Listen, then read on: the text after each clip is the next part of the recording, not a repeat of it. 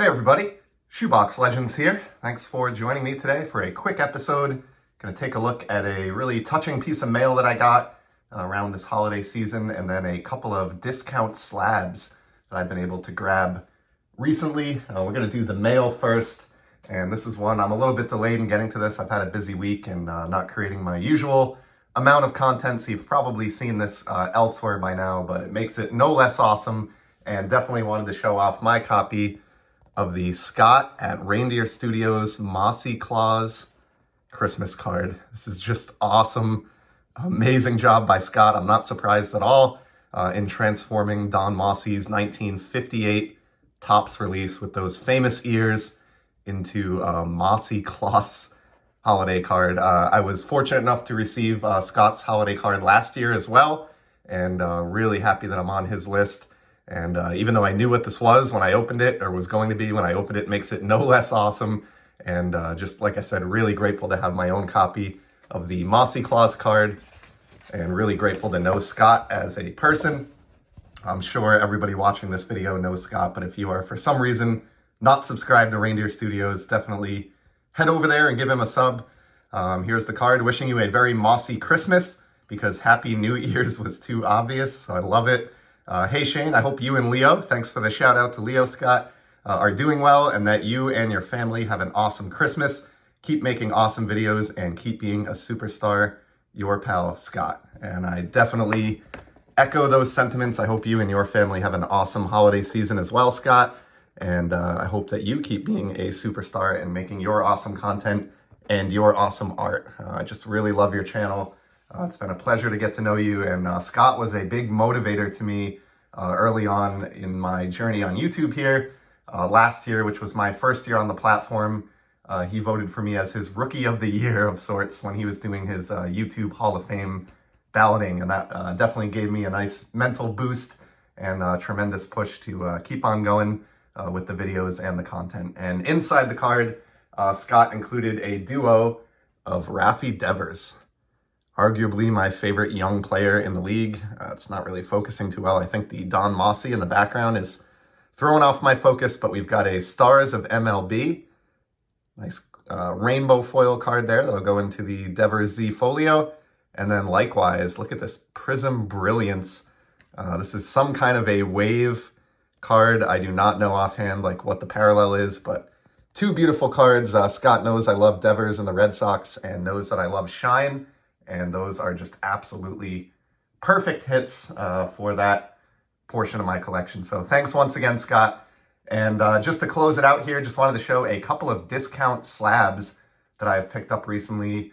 The first one is going to be soccer, and it's we have this Messi card up in the background, not only because it matches the 58 Mossi yellow, being a gold refractor, and because Messi scored yesterday as Argentina advanced over Australia to be one of the final 8 teams in the tournament.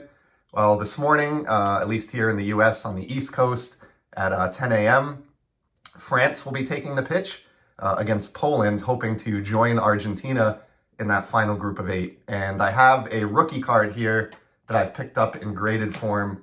Very happy to have this.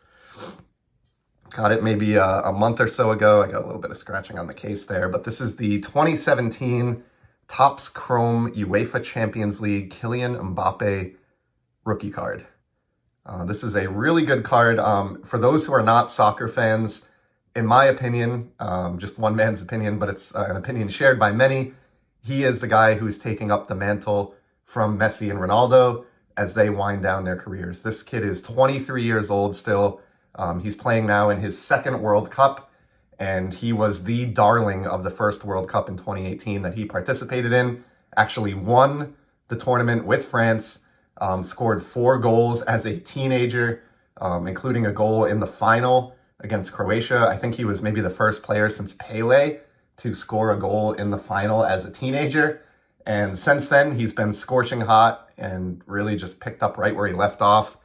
He's had an amazing career in France's top league with Paris Saint-Germain, League One, just netting dozens and dozens of goals every year. And of course, you know, has the benefit of playing on France internationally, France's team. So he's always going to be a part of these big global competitions like the Euros and the World Cup. And in this year's Cup, he is looking to obviously retain the title with France and repeat. And he's already got 3 goals netted in just 2 games. He sat out the 3rd game of qualifying because France had already qualified, so they rested Mbappe. But in the 2 games that he did play, he scored 3 goals, making a strong case already to be potentially the player of the tournament. And this is one of his only true rookie cards. So soccer gets a little bit confusing, but this is a 2017 release. Even though it's on the 2018 baseball design that you'll recognize from Topps and Topps Chrome, it was actually put out in 2017, or for the 2017-2018 season. So that makes this one of his few true rookies. His 2017 cards are his true rookies. A lot of people get confused because he's on some 2018 releases, including the Prism World Cup card. Those are technically second-year cards in most cases, but this is a true rookie, and as such, even this base version is a very, very important card in soccer collecting. And I opened 1 box of this in 2017, and just to give you an idea of, where things have gone with the hobby, I pulled 1 copy of this card raw out of that box, obviously, sold it during the soccer hype, raw with a print line on the front that I mentioned in the auction. And, excuse me, there goes my other slab. Still netted over $250 for that card raw with a print line in it. Obviously, in the last couple of years, things have changed, and now I was able to grab this graded copy in a PSA 9 for like $60. So very happy to buy that back into the collection. I didn't feel like I had any choice but to sell it when it was commanding $250 for a chrome base card from 2017. But now that prices have regressed, really happy to replace that one in my soccer collection. So good luck to Mbappe and France today. I will certainly be watching the game.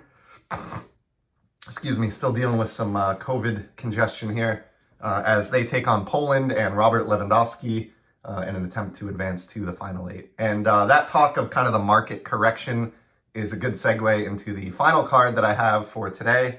This is a Juan Soto, who apparently nobody cares about again, at least based on the price of this card. Got this awesome parallel from 2021 Topps flagship. Check this out. This is the Red Ice Juan Soto, and look at that card. I mean, I love everything about this. Obviously, he's, at this point in his career in 2021, already won a batting championship and a World Series title. All he's got to do now is just accumulate counting stats, maybe get an MVP or 2 would be nice. But love these ice parallels, and obviously love this one in particular just because of the team color match. And then in this case, the flip color match with the team color and the red ice. It's just a gorgeous card. So I saw this surface at a 99-cent opening bid, set my snipe, was super excited to see if I could bring it home. And obviously I did, since you're viewing it on camera. But what's really amazing about it, I won this card for $5.75. So, I mean, I think that is definitely the exception to the rule, and I probably got lucky there on just like a poorly timed auction, but there's no way that card should cost $6 slab. So just really, really happy to have that Juan Soto, and if that's a sign of what's going on in our hobby right now, price-wise, I am certainly someone who's definitely okay with that and going to take advantage of it. I'm not caught up in whether, cards that I've bought over the past 2 to 3 years are now worth less. I didn't buy them because of their monetary value. I bought them because I love collecting. And so a market that's in a downturn like this just represents an opportunity to get more cards cheaper. And that's certainly a fine example of that. So that's going to be a wrap for today. Just wanted to show off those 2 slabs, talk a little soccer, and of course, thanks Scott for the wonderful Christmas card. Thank you so much, buddy. And apologies to everybody for listening to my sniffling and snorting and stuffy voice for almost 10 minutes here, but I certainly appreciate you stopping by. And as you know, I will be back in the very near future with some more sports card content. Until then, take care and go France.